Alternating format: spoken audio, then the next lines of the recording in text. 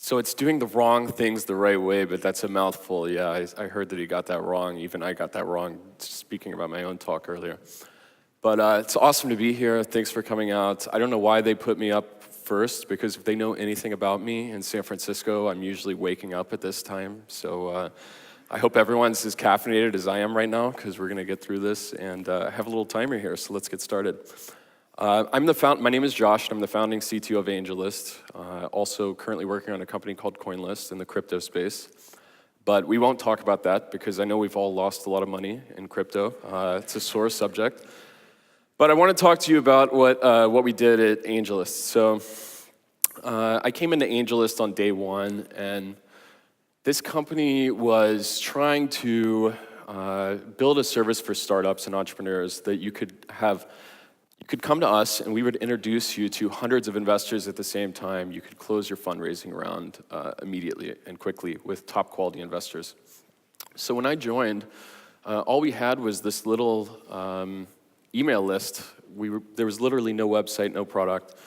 And this is my favorite piece of AngelList lore. This is actually one of our first emails we sent out in June 2010. It was a company called Uber Cab. I don't know if you've ever heard of them before. Not as cool as Taxify, by the way. But so Uber, look at this pitch here. Uber had 10 drivers, and they were doing 10 rides a weekend in San Francisco. That was their traction. And they were asking for $1 million from investors for their seed round. Now, I feel like most people in the audience would not have invested in this, but the people that did are now much, much richer than we are. So this is kind of the simple beginnings that AngelList had. But then within just 9 years, the product and business had blossomed into something completely much bigger and crazier than we could ever imagine. AngelList now has over $1 billion of assets under management, and that means that we've helped over 1,000 startups raise on our platform. Those startups have come from 38 countries. We have over 20 unicorns or billion-dollar companies in our portfolio. We have millions of user profiles of startup enthusiasts on the site. We run a recruiting service where we have over 100,000 companies that are recruiting millions of candidates on our site every day. So what's interesting about the story is, how did we achieve this? I feel like we did something really, really chaotic and crazy, and we were doing it kind of by the seat of our pants. We had a very, very small team. So just 4 or 5 years in AngelList, we still only had 20, 25 people maximum on our team. When I left AngelList 2 years ago, we had 50 people on the team. And now I think AngelList has something like 100 people on their team, even though they're doing tens of millions of dollars of revenue a year. So we wanted to build a really small team. We wanted that team to move really fast, break a lot of rules. I know that's a really startup cliche, but we wanted to move really, really fast. And it was fun because we were just building this company the way that we wanted. We didn't do it by the book. We didn't have a lot of pressure to build a certain way or follow anyone's ideas about how a company should run. So there's some caveats to this.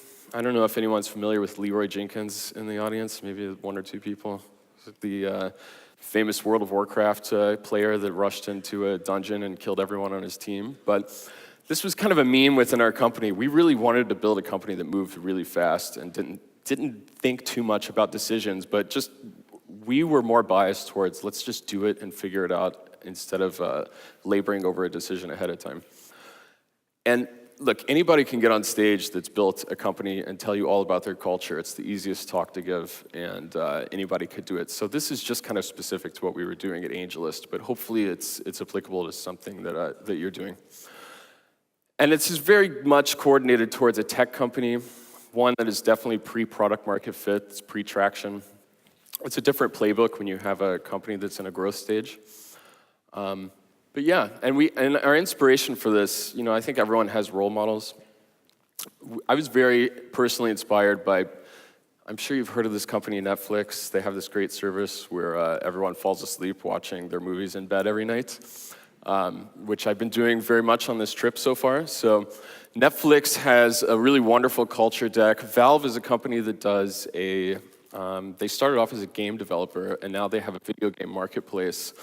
And both of these companies make billions of dollars in revenue a year, and they both have thousands of employees, and they both have really unique company cultures. Valve has a completely flat hierarchy. There are no bosses, there are no managers. And Netflix has a very strong personal responsibility culture. At Netflix, they actually pay their employees to quit the company. So they give you a bonus. If you decide to leave Netflix, they'll give you a bonus to do that because they want people who are only passionate about the mission to be there. So we were kind of looking at these two companies when we were deciding what we wanted to do at AngelList. And we came up with a bunch of rules, and since I have such little time, let's just get right into it. So the first is we decided not to hire any managers or bosses at the company. We wanted the company to be completely flat from the beginning. And there's a great quote in the Netflix doc that says something like, if you think that leads to chaos, well, most companies don't have a clothing policy, but people don't come into work naked, right? It's the same thing with people coming in, and if they have an idea of what the mission is, and you've inspired them to do the work that you're asking them to do, then it's really very common sense. There's not a lot of managing that needs to go on, especially at a very early stage. And I love this thing from the Valve handbook. This kind of explains how we were working at AngelList in the first few years. So if you had something you wanted to work on, it was as simple as this. You had an idea, you convinced someone of that idea, you would talk to them about it, and then you would ship it. There was no one standing in your way from ever testing anything like this. So if you're building a company in this way, it turns out that recruiting is extremely important. So we took recruiting very, very seriously at AngelList, and we all were doing it every day, all the time. And there's a great quote here that kind of sums up the idea that if you really want to convince people to do something epic, the hard work is not managing people and ordering them around. It's about teaching them to yearn for that goal that you're aiming towards. So we spent a lot of time hiring the right people and making sure that everyone had agreement on what our vision was. We were all aligned in that way. And I think really, when you're talking about a founder's duty or anyone on the founding team, their duty at an early stage company, I think it's way more important to inspire the team than to worry about managing them. So along that line, we thought it was important to hire generalists instead of specialists. You know, something that might be attractive is after you raise your seed stage round or your Series A, you might want to take that money and say, I want to get the most elite person in this category to work at my company. We weren't really after those kinds of people. We thought it was important that we bring people onto the team that had a wide range of skills and that basically were founders in and of themselves. So we would always call AngelList a halfway house for founders. We wanted a team of future founders, former founders, and people that had those skill sets to be founders themselves. So one thing that was very important about the way that we looked at hiring generalists is that we also wanted everyone to be technical in some sense.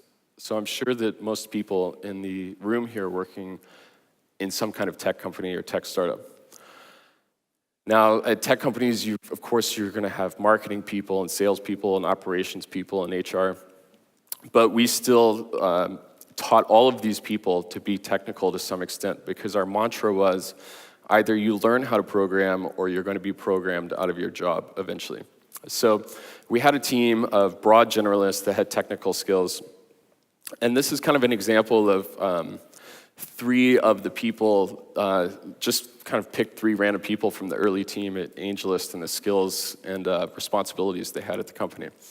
So actually our head designer was also our front-end developer. He would get in the code all the time, JavaScript, CSS, HTML. He even got in the back end a little bit and did some of the Ruby stuff.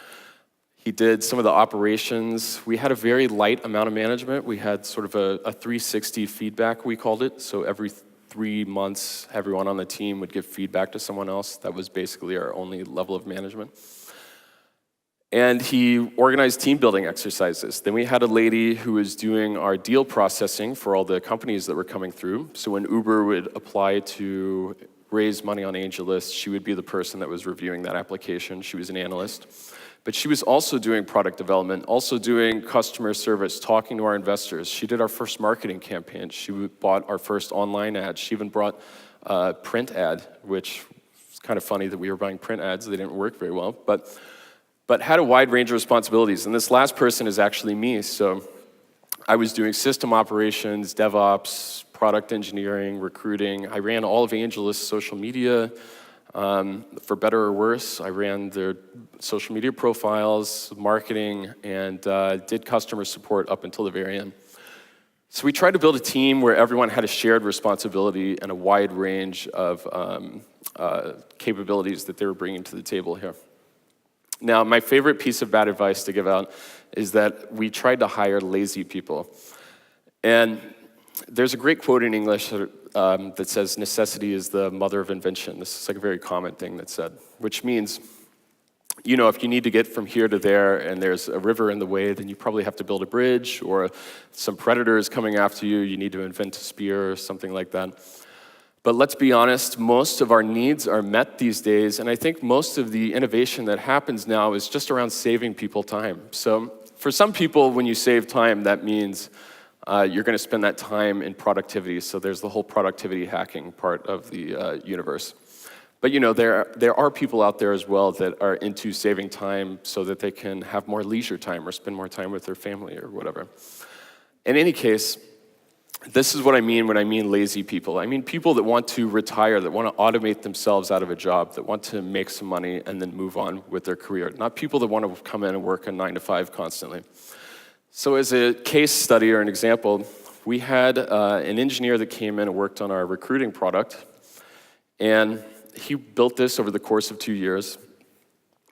This product ended up running itself, basically. We had startups signing up, we had candidates signing up, these people were meeting each other. All the customer support issues that he had to deal with on a daily basis, he was logging them and then fixing them in code and product so that we didn't have to deal with those going forward. And I remember I would walk into the office and I'd see him very sternly looking at his computer working, and I would go behind his monitor and he would be playing Counter-Strike on his computer at the office. And I kind of admired that in a certain way because he was really working to put himself out of a job. So those are the kinds of people that we wanted to hire very early, people that really cared about automating and building product to take care of things. Now, very quickly into this, you can make a lot of decisions with analysis and data, and I feel like a very common saying is nothing gets improved if it's not measured, right? But really the best decisions that were made at AngelList were always made with heart and intuition and passion rather than analysis. We weren't trying to figure out ahead of time if something was going to fail or not. Whatever you cared about doing the most, you should go out and do it, and then we'll figure out once the product is out there, is it going to fail? Let the marketplace decide, let the users decide. And as I was writing this presentation, I was listening to a Jeff Bezos interview, and he said this exact same thing about how Amazon has made every single decision that they've ever had in their history that was important, that it was always made with heart and guts and intuition, which is really great to hear because obviously Amazon is a gigantic company and they've had a ton of success operating as a startup, even though they're one of the 3 largest companies by market capitalization in the world. So when you let people work in this very passionate manner, we wanted them to ship their products and their experiments quickly, and we also wanted them to kill those products and experiments quickly. So make a very quick decision, is this being validated or not with our user base? And we weren't trying to prevent people from failing. So I feel like a lot of what happens at a company is you get a bureaucracy and a decision-making hierarchy, and people try to decide ahead of time what is going to fail and what is going to succeed. Well, our philosophy was, let's just let the users decide what will fail and what will succeed.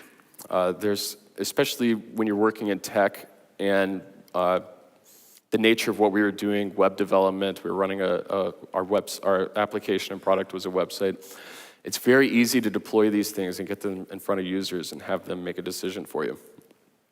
And this really helped people get the experience of being founders. Something that we always said is that smooth seas don't make skillful sailors. So if you're trying to teach someone how to go out and sail, you're not going to keep them in the dock on the boat all day without the wind blowing, teaching them how to move the boat around. That's not how it works. You need to take them out to sea, take them out into the wind, into the storms, and that's the only way that you can actually learn how to how to sail a boat. And we had the same philosophy about the people that we were bringing onto our team. We wanted them to have that experience of ship your product, get it out there quickly, and be able to talk to customers and get that feedback directly and figure out if what you're doing is going to succeed or not.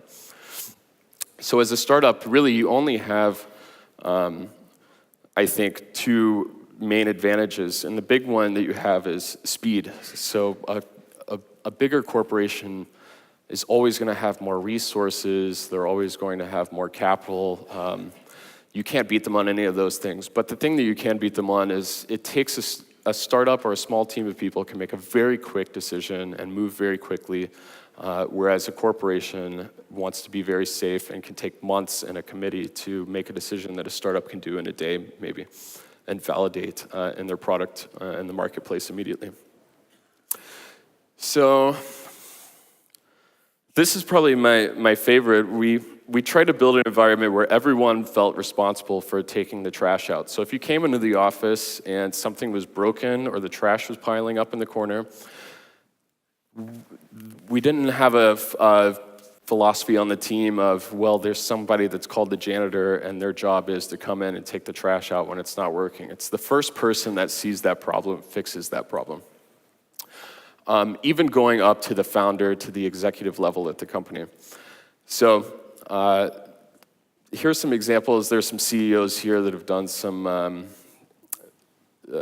pretty well known for still getting into the weeds and doing things even late into their careers. Steve Jobs was still responding to his personal email up until the time he died. And that's a great example of how you should kind of take the trash out at your company, is that customer service is kind of a job that nobody really wants to do, and maybe you'd be tempted very early on to hire somebody to deal with your customers or to do account management very early on. But at AngelList, we tried very hard to push that off as far as possible. So for the first 4 or 5 years of the company, everybody talked to the customers directly.